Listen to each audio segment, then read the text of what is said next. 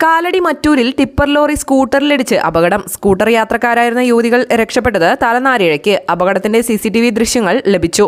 യൂടേണിൽ വാഹനം വളയ്ക്കുന്നതിനിടെ ടിപ്പർ സ്കൂട്ടറിലിടിക്കുകയായിരുന്നു. ഇന്ന് രാവിലെ മറ്റൂർ കോളേജ് ജംഗ്ഷനിലായിരുന്നു ഈ അപകടമുണ്ടായത്. പെൺകുട്ടികളുടെ അശ്രദ്ധയാണ് അപകടത്തിന് കാരണമെന്നാണ് മോട്ടോർ വാഹന വകുപ്പ് ഉദ്യോഗസ്ഥർ പറയുന്നത്. ടോറസ് പോലെയുള്ള വലിയ വാഹനത്തിലിരിക്കുന്ന ഡ്രൈവർക്ക് തൊട്ടടുത്ത് വരുന്ന വാഹനങ്ങളെ ഡ്രൈവർ സീറ്റിലിരുന്നാൽ കാണാൻ കഴിയില്ല എന്നാണ് വിശദീകരണം.